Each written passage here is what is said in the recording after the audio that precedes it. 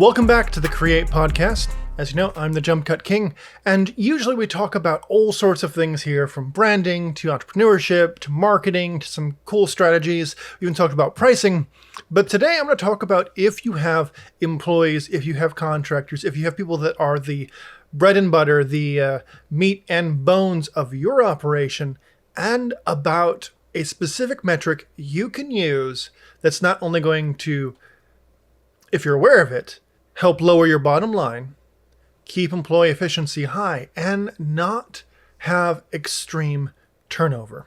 This format's going to be a little bit different. I've got my notes on the screen here. Instead of doing prompter, which I usually generally do, we're just going to be going back and forth. So do me a favor, stop whatever you're doing, pause this podcast. There's a link in the bio. It's a quick 30-second to 60-second survey. I even use Google Forms. Just a quick form for you to put in some information to let me know how you'd use a service like the service I am going to offer.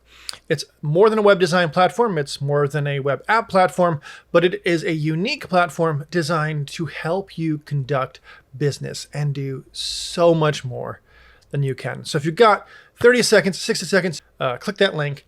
Okay, so let's go down to the cruel kind of cold math of things.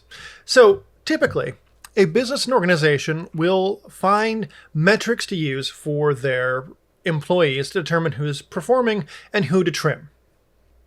If you have someone that's coming in to do a consultancy to maybe see where to lean your operation and where to bolster your operation, that's one of the first things they're going to ask is, what are the metrics you're using to see employees' performance? Now, I say metrics because most people shy away from accountability.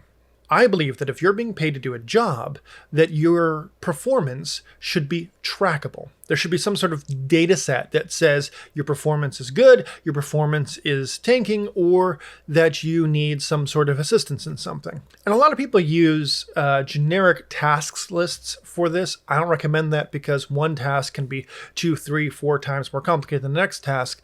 But quantifying metrics, like if you're on a sales floor, how many sales did you make versus how many customers came in the door? We can track how many customers come in the door. We put a small little camera in front of the door, and it tracks head counts going in and out, and it can even match facial recognition so we know how long a customer has been in the store and how long the customer has been out. But in a 24-hour notice, we can find out how many customers have come into the store, and we can find out how long those customers have stayed, and we can match that to the sales associate's performance and see how many sales were made, how many sales you helped with, and how that performance generally matches. That is what I call a good positive metric, as in not just saying, hey, did you make the $30,000 of sales that you're required to make today? Yes or no. Now we're saying, okay, based off of the volume of people that have walked in the door, that our marketing team has brought in, that word of mouth has brought in, that our advertising campaign has brought in, now have you converted those based off of similar data with similar numbers? That's a much more honorable metric that both gives the employee room for success and lets you know if they succeed. Now, I also have a completely different way of looking at metrics than most corporations and most businesses will probably do. When we talk about an employee, usually if you're talking from an accounting perspective, from a numbers perspective, you're talking about a red line item. In other words, an item that has a cost. And my personal belief is every employee you hire, every person that works on your team, contractor, etc., even people you have around your sphere of influence, should be a green asset. In other words, they should have some sort of benefit, whether it's monetary or whether it's, here are the benefits an employee should have. They should save you money by cutting costs, by cutting the time to answer support calls, by performing their tasks faster and more efficiently. They should be making you money by direct sales, by building marketing campaigns, by direct messaging on Instagram and all those kinds of social media components. Or they should be saving you time, which equates directly to money. They should be able to, if you hire an assistant, they should be able to take 3 to 4 hours of your day off of your plate, answering emails, answering phone calls, general text messages, doing errands, so that way you can lock in and focus. Now, generation whatever is coming up. I don't mean no offense, but Generation X, Generation whatever. There is a general misconception that work is a 4-letter word. It's not, but some corporations have abused employees. And we'll get to that in a second. First, I want to burst the bubble that performance metrics are not bad. Being held accountable is not bad. But what happens that major corporations do is they look at the bottom line and they don't look at the person. When I look at someone who's working with me or working on a team or I'm partnering with or I'm doing some consulting work with, I'd rather assess the full person. I want to assess, A, are you making healthy lifestyle choices? Are you exercise, working out daily? In other words, you're keeping up your physical performance. Are you performing at work? Are you mentally able to handle the stress? Are there components where your performance drops down because you're handling financial stress, because you're handling childcare stress, because you're handling all these kinds of things? And if you're a high performer, we can look at those, mitigating those stress by either promotions or providing childcare or some sort of assistance programs to help. And then I also, as a pastor or minister of the gospel, I like to assess someone's spiritual well-being. Are you doing well? Are you meditating regularly? Are you a student of the word? Are you coming in with a positive outlook every day? Is there something going on that you're fighting with? Are you fighting with lust? Are you fighting with lethargic attitude? Are you fighting with people at home? Is there an argumentative nature? Is there some sort of spiritual component that we can help you fight with, whether it's counseling, whether it's prayer, whether it's just daily accountability and checking in? That to me helps me nurture. I can then turn to what I would call gold star employees, unicorn employees, or high valued employees. Mistake most corporations make is they don't value the person. They value the number of the performance and the metrics that they provide. And what that means is if I'm constantly requiring you to perform at 100%, you're always constantly requiring 120%. Well, what will happen is they'll dip underneath that, right, to about an 80 to a 60%. They can't handle the stress, so they start to have altercations at work. They're not able to maneuver problem solving, and that causes them to have altercations, which causes them to get bitter, which causes them to get burnout, which causes them to have all of this mental stressors and these indicators that their job environment is causing them to drop their performance, which then eventually either causes them to leave or the corporation just blatant out fires them. If you're having a high turnover on employees, you're pretty much plugging employees into a system that is designed for burnout and designed for mental stress.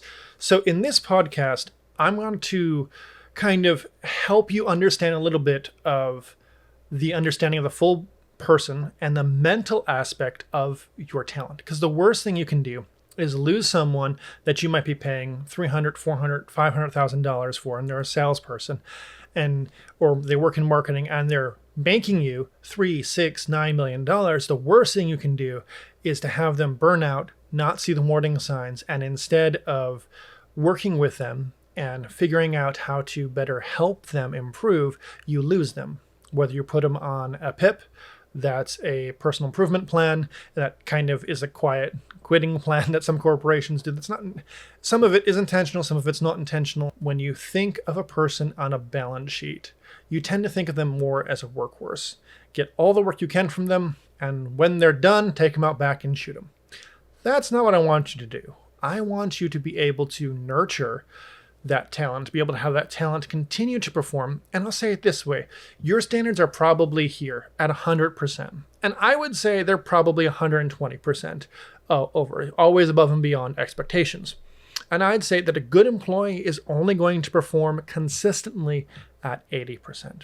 They may go above that. If they drop below that 80%, that's where you need to start seeing those warning signs and decide if you're going to nurture them or tell them straightforward, hey, I don't think this is a good fit for you anymore because you're dropping on this performance, this performance, this performance. Here's the timeline. If you can't get your numbers back up to where they were or where the consistency is, then we have no choice but to ask you to move to a venture that better supports you. Finding that talent and honing in on those gold star people. Let's talk about the cold numbers. This is according to the World Health Organization. Depression and anxiety drive the global economy by about $1 trillion a year. Now, mostly from a loss of productivity. This isn't sympathy. This is, if I'm to say it honestly, is actually a balance sheet problem.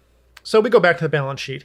Okay, here's an employee. They're a liability, usually not an asset, unless they're a high performer and they become an asset. Having them makes me money, so then they produce an asset.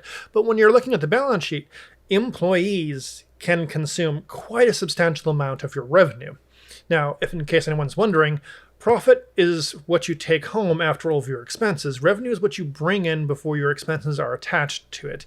And to be honest, people claim they have $1.2 billion of revenue and yet a $1.5 billion of loss, means you're $300 million in the red. That means you've lost $300 million. Not just you generated $1.2 billion of revenue, you lost $300 million. So when we look at a balance sheet, an employee is usually a red line item because they have costs associated. Every thing that you offer that employee, compensation package, has a cost to it. Even firing someone technically has a red cost to it, because especially if you want to fire someone, let's say, and they've been a good performer, you want to give them time to find the next thing, and so you want to give them severance. Severance is designed so that a corporation can leave you with the ability to go find your next place, especially if they're laying off, as opposed to just cutting you out from the blue. Now, there are some instances where you have no choice but to cut them out of the blue, especially with instances of fraud and legal battles and things of that nature, and sometimes some ethical and moral conundrums may come up and you're like, okay, I gotta cut you out. But if you're generally firing someone after they've been performing for a while, it's just because you couldn't connect with them, and mostly because you're not doing this. I don't want you to be part of that economy that's losing $1 trillion in anxiety and in depression a year. Corporations sometimes will pick up yoga classes. They'll add counselors. They'll add, massage therapists and free yogurt and free beer. Not this company, but they'll offer all these frilly things that are designed to band-aid to make work life feel like family or to feel like you're a part of something. That's not what I want for you and your business. So even if you're an entrepreneur and you don't own a business, or you're a small business or a medium-sized business, I believe these measurable metrics that I'm about to give you break down the mental fatigue that your talent may be experiencing, and or give you some professional tips that you can use to prevent your business from having these issues in the future. I've seen many businesses where they constantly have turnaround rate. I want to make sure that you're healthy, that you have healthy lifestyle choices, and that medically you're healthy. And I want to make sure that you don't have stressors and things of that nature that happens from not taking good care of the temple that God gave you. But as a minister and as a friend to a lot of people I work with, I like to make sure that they're at least keeping a disciplined lifestyle. It doesn't have to be perfectly disciplined, because to be honest, I don't have the perfect discipline. I don't wake up every morning at 4:30 and read the word and do everything. Like, I don't wake up consistently at the same time every morning, but I do have consistent things that I do in my life, such as calisthenic workouts, normal workouts, cardios, praying, meditating, reading the word, studying, being accountable with friends, sharing information with a group of people, working with consultants, working with clients, and things of that nature. So I do have a consistent part of my lifestyle, and I generally look for that. And I'd like to say that you should be taking care of yourself from a physical standpoint. Generally speaking, if someone comes in and they have a positive vibe, positive attitude, they're hardworking, they're diligent, and after a couple of months that starts to drop off, if in the first couple of weeks it starts to drop off, they weren't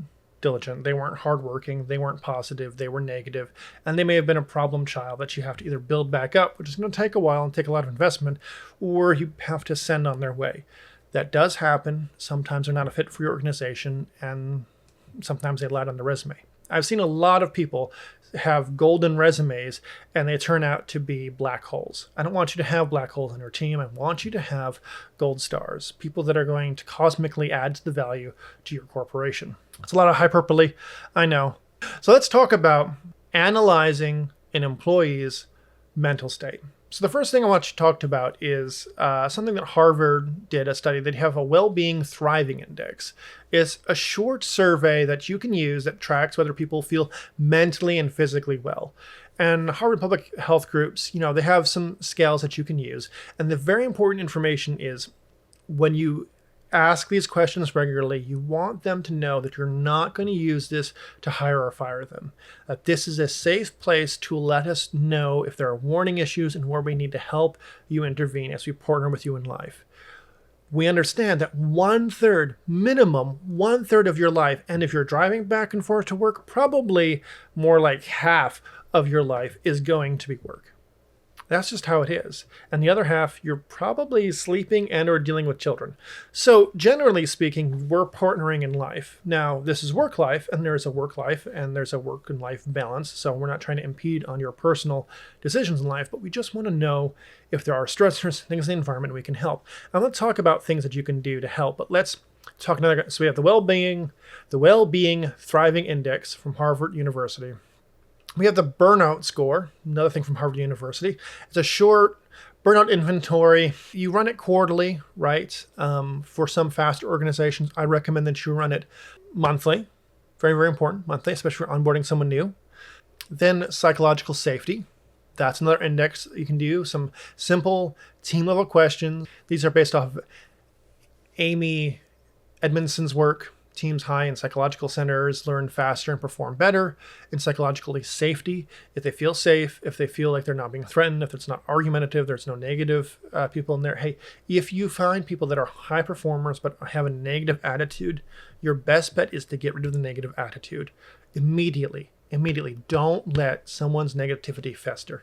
Now, if they started positive and in 3 to 6 months or years they turn negative, that responsibility isn't on them. That responsibility now becomes on you. And I say that from a human resource management perspective because, to be honest, when they started with you and they have that degradation, that means that you haven't addressed concerns. And we'll talk about those concerns that you can address in just a few moments here. Okay, the next one is absence, tracking unplanned leave, long-term sick days, low output days, presentism.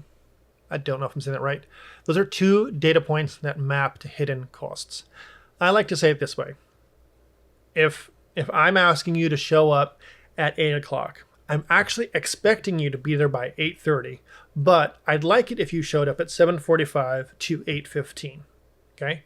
And my mind is things happen. You have to give people some time for work, travel, some time for kids being kids, sometimes you have to give them some of that break. And so if you show up 15 minutes early, that's great. If you show up 15 minutes late, okay, that's fine. But if you're consistently, now this is because I pre-plan on the production day specifically when it comes to contractors, if you're consistently late, consistently having issues, and we're talking about hour, 2 hours, 3 hours late, not showing up into the office on a regular basis, or not enthused to do so, that's an indication that something is really, really wrong. And that metric is easy to track. Whether people have badges that they sign in when they walk through the door, or whether it's a security system that's recognizing their face and knowing what part of this building they have access to, or whether it's just simply being observant and letting your internal team keep track of people's whereabouts, like your management team. I'm not saying that you're going to keep a black book and say, oh, this person showed up 5 minutes late today, and now we're going to go have a conversation with HR. I'm saying just observe people pretending to be present and actually being absent in body. That's usually an indication that there's something going on that is above the surface. The next one is retention and engagement.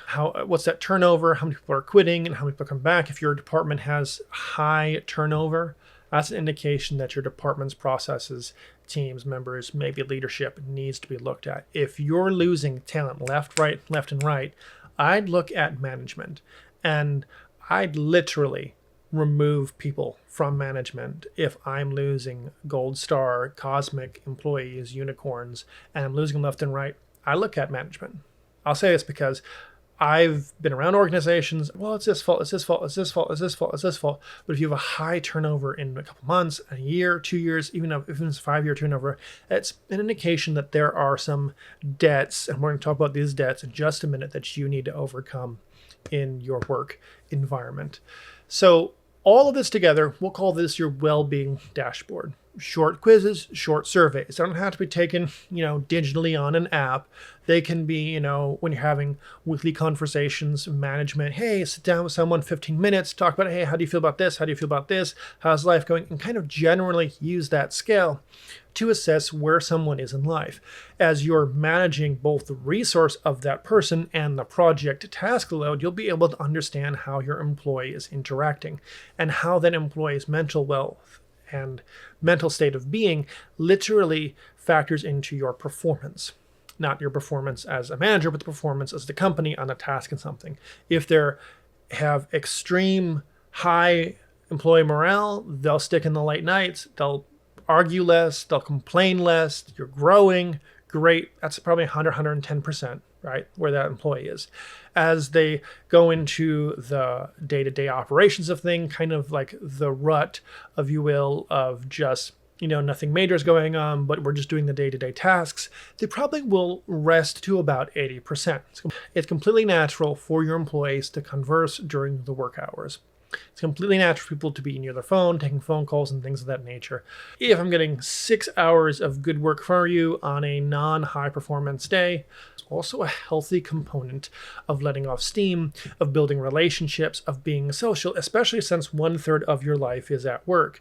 But I will say, there's a time and a place for that, and if it comes to high performance requirements, you get closer to deadlines, projects aren't being completed, then that's when we look at and we should assess that.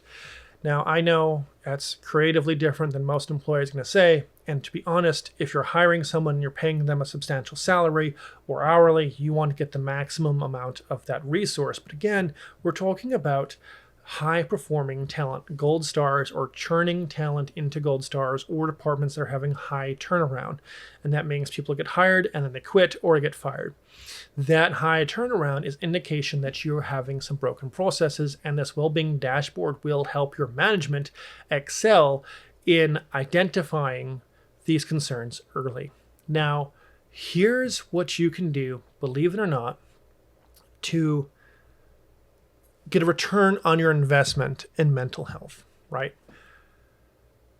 You want to measure the well-being, and the same way you measure revenue, okay? Here's someone's well-being, here's their performance percentages dropping, you're measuring, okay, this is what it is, and you're measuring it so that's quantifiable to you, so you have an understanding. People are generally not quantifiable, but their performance is and should be. I'm not someone who's going to pay someone to sit around and do nothing. Neither should you. And I don't mean that disrespectfully, just saying, if you're sitting around just taking a paycheck, that's an entitlement that you feel like you have, but that's not the agreement that you made when you worked, and you the agreement of performing tasks and that kind of thing. But here's how you can get a return on your investment. You track this for 3 years, you're going to find a lot of things you can do. Microsoft uses Viva Insights internally to give people and managers aggregated privacy-preserving data on work patterns, helping spot burnout risks and nudge healthier habits. They've rolled this out into broader people programs. Unilever, they built a well-being framework, mental, physical, emotional, and purpose, signed mental health commitments across regions, and links to performance and retention efforts. Remember, we want good performance, 80 or plus. And I know what you're saying. You want 120. I get it. But you got to build there. And we'll tell you how to get there in just a second. And then you want to keep those gold star cosmic employees, those unicorns that are going to go above and beyond and do more than you ever thought possible for your company. Those people you want to retain. You don't want to lose them. Then Salesforce also has a family culture. They, quote unquote, Salesforce calls it an Ohana culture on their site. Reimbursements for well-being activities, manager training tied to retention, and they're kinds of real pragmatic commitments that move the needle. Okay? Put well-being into the operational plan, not as charity, but as performance line items that look at the employee's well-being. Okay, so now let's talk about how you can battle some of this debt. Now, this is very, very important. Now, when we think about debt, we think about credit card debt. Most Americans have $10,000 to $12,000 of credit card debt. People have debt, right? Things that they owe. And it has a stressor, natural stressor that applies to them.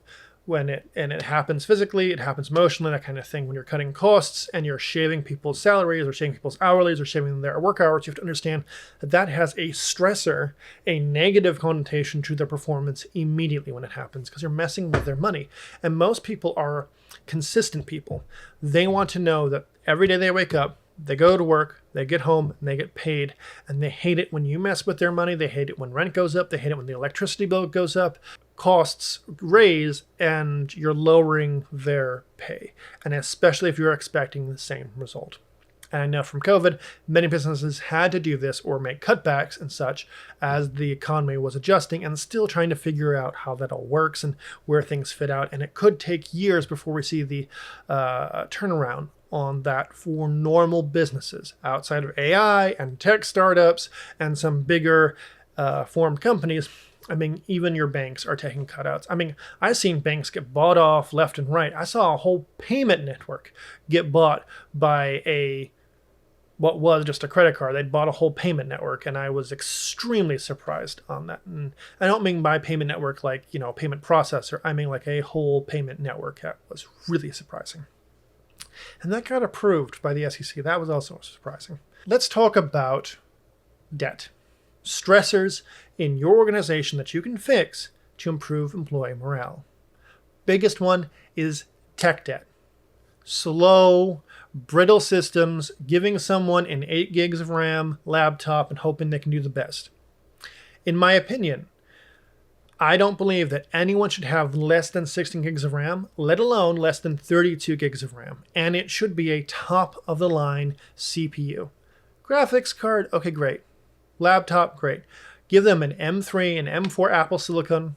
Teach them how to use Apple. Teach them about the difference between the control and the command key versus Windows. Give them through a little bit of training. It's locked down. It's consistent. And it just performs. It outperforms most laptops that you can get on the market and is way more stable in my personal and humble opinion. Also, as the Universe platform is being built in Linux, and Unix systems are pretty much what we recommend, because there are a lot of terminal commands and things that, developers, coders, database managers, analysis, Python, business. I need to wrap this podcast up. My brain's not running on full CPU cycles here. But you invest into a $1,000, $1,500 machine instead of a $300 machine, their performance will be increased, especially since people do not close their Chrome tabs. So even if you're just using Microsoft Word, using Excel spreadsheets, using Microsoft Teams, using Chrome, I got to tell you, people do not know how to close their Chrome tabs. They don't know how to use Chrome efficiently. People don't know how to use Word efficiently. I've seen Excel spreadsheets take hours to load, so people can just enter simple statistics. I've seen it everywhere. The Universe platform is going to fix some of that. I'm offering that solution soon. There's going to be a whole data component to that. I'm very excited about it. But until that day happens, you have people who have year-wide Excel spreadsheets with just random data that they don't have in a Salesforce or in Monday or in ClickUps or in their project management choice or in an internal database structure or system. And just basically, if your computer is just loading and loading and loading and loading and dying and dying and dying, you can literally take 35 minutes of someone's day and give it back to them by investing on a new machine. And if they're in marketing or in sales and they're sitting around waiting for something to happen, or their printer's malfunctioning, or this happens, all these tech debt processes that are slowing you down can just be literally helped by improving their processing capabilities. I strongly recommend you don't cheap out on hardware and software. It doesn't matter who they are, don't cheap out on it. Then, now that you're solving tech debt, the biggest concern, people are all on Wi-Fi. People don't remember what the heck an Ethernet cable is. Okay, hardline networks perform much better, perform faster. I strongly recommend that you upgrade people's workstations, you upgrade people to use a strong hardline Ethernet, upgrade your entire network infrastructure. So you're working at 10 gigs per second and all of that stuff. So you're file sharing on internal networks. God forbid anyone knows what file sharing is on internal networks. I ran into a whole team of people that was like, we're using Google Drive. And I'm like, You're right there. You're right there, and you're across the hall. Like, you have to upload a Google Drive, wait for it to upload, then you're going to go down. I'm like, no. Internal shared network files, give the network a boost. Sometimes it's worth replacing that piece of equipment, or at the very least, upgrading it from Windows XP. There are a lot of factories and press shops out there that are still running Windows XP because they have to replace this machine, replace that machine. And frankly, the process is 35 to 45 minutes waiting for a machine to just spool printer data. If you're waiting any amount of time, if a computer is taking any amount of time to process that's not less than a minute, you're causing this deficit. And I'll tell you, this deficit adds up to negative experience. I have to stay later, or I have to wait till tomorrow. You're pushing me in a deadline. I can't get it done because the machine's not working. If the machine is crashing, if IT is not responding to service requests, if things are happening that you're just bogging down my experience, you're adding to that negative morale experience, and you're adding that emotional strainers, which is going to lower performance. Next thing is process debt. Manuals and documentation. There are a lot of people that don't believe in them. I strongly believe in them. At least, if nothing else, you can go refer to them. I have documentation for almost all of the universe code. And that I don't, when I write the code, I write documentation into the code. So there's that. And then there's outdated workflows. And this is the biggest thing. Not incorporating a version of AI, not incorporating automation in processes slows people down. You're going back and forth, or you have processes where someone's on the phone call and they're going to one system, and they have to go copy from this system to system B, and have to go to copy system C. I mean, Apple's customer service has this problem. I was on the phone with an Apple representative dealing with a purchase for an educational nonprofit, and they wanted to make XYZ purchase, and they made the purchase online. They needed to speed it up because originally it said delivery date would be by X, but something happened and it got delayed. They had to get some verification, so they just called in and they put in another order, and now they had these two orders, and this guy had to go in and cancel the other order, otherwise it was a big charge. And frankly, at the end of the day, he said he had to go from one system, wait for another system to load, populate that system, go to another system to load that system. I mean, you were on the phone for 30, 45 minutes. Improving automation, improving your processes is going to skyrocket your performance as an organization, being able to help and deal with support tasks, being able to use AI to help improve things, to help suggest templates and copy that you're manually going through and revising, helping break through writer's block. All of those things, adding that is going to increase your performance as a company, not just for employee morale. Because the more an employee is waiting, the more they're struggling, the more they're hitting their head on a wall trying to figure out how to write this copy. I don't know how to approach this. I don't have an idea. Well, we don't use AI here. We're not allowed to. Okay, great. I'm not saying you use the full AI copy that AI is going to generate. I'm saying let it spark ideas. You partner with it. We use AI in development, and only 15 to 30% of our code actually stays AI origination because we have different concepts, different precepts, and different way of documentation that works well for myself and works well for the editor. Here's the reality. You're going to find archaic processes that are costing you 30 to 60% of time to either employees or to support those processes, and you'll find the cost being 60 to 80 times that what you expect a process to take. And you literally don't have to increase your prices, but you can also fix your processes to deliver faster. It's the biggest thing. If you're looking for something to do and you're afraid of increasing your prices and you're afraid of people dropping out, fix your processes, change your processes, improve. Strongly recommend. Now we're going to talk about operational debt and people debt. Bad and unclear roles. Now, there are some organizations, like if you're a nonprofit, you have the firm belief that you wear multiple hats, and that can be a real thing, right? You can wear multiple hats all you want, but the more you give someone a fixed boundary, here your clear job description, and anything outside of that is someone else's responsibility, that person's going to thrive in that environment. Scripture says it this way. There's a spiritual minister cap. My people were destroyed by a lack of knowledge.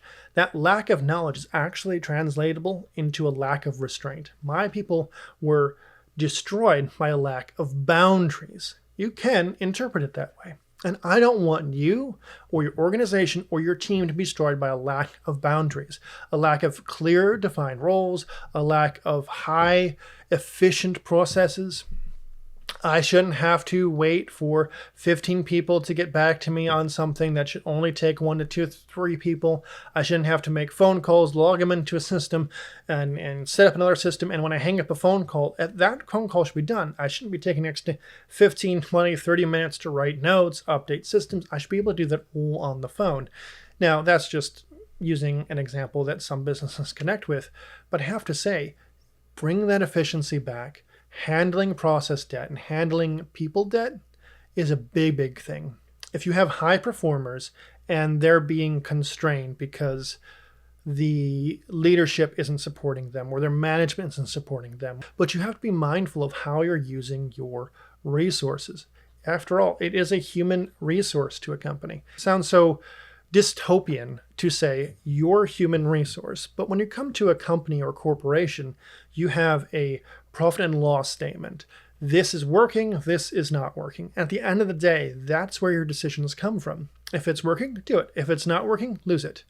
If it's a benefit to you in some way and it's worth the cost, do it. If it's not a benefit to you, don't do it. And sometimes revising performance, the biggest thing is if management is not participating in the tasks and they're just orchestrating for like 2 hours a day and sitting around on fantasy football for 6 hours a day. I hope the person I'm talking about does not see this. And it's no one any of my clients know. This is someone from back when I worked in a different state.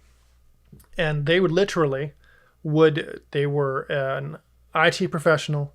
They were the leader of this their group. And literally 2 hours a day they worked. The other 6 hours a day they were in fantasy football and doing all sorts of political stuff, reading news articles and things. And one day I walked in and the president said, "Hey, you fixed this problem yesterday when they weren't around." I said, "Yeah." And it's like, I realized that this person isn't doing anything. And to be honest, I can give you the 2 hours of work because I think we have it in the ability to do so. And I think even if something gets lost, I'm going to save this person's salary. And I literally walked in and they were fired. Literally. Now, it took 2.5 years for them to find out that this person's job wasn't needed. That's a problem. And I'll be honest, I see that every single day. And every corporation, every small business, any business of any size that has employees or staff, there's always that one person that you hope is working, whether in management or sales associate, and you find out they're not performing at all. Cut them. Cut them almost immediately. These are interest-bearing liabilities. They compound, they steal time, which steals money, create relentless frustration, and all of this degrades someone's performance from the 120 you expect down to the 80% or the 60% you're actually getting. And let's be honest, some employees are getting 40% or less, and some of it, if not a huge, huge, huge component of it, if you fix the processes, eliminate the debt, do an investment to upgrade the equipment, do an investment to upgrade procedures and processes, sit down, hone in, focus excellence, all of these things, help the organization, restructure it, let your organization know who's in charge, who's doing this, who's doing that, redefine roles. Doing that may jump up performance back in that 80%, back into that 100% that you really, really want. And that's imperative for you to do so you live long as an organization. 20-25% daily, that's daily, is how much debt of repetitive work that could be automated, people generating reports. This is the biggest thing. If you're generating any type of report and it requires multiple systems, you can have someone write a Python script or any form of code that can generate the data set that can build your report. And repetitive work is a problem. Google SRE Playbook calls toil a moral killer and recommends automation and refactoring to stop people from doing low leverage tasks.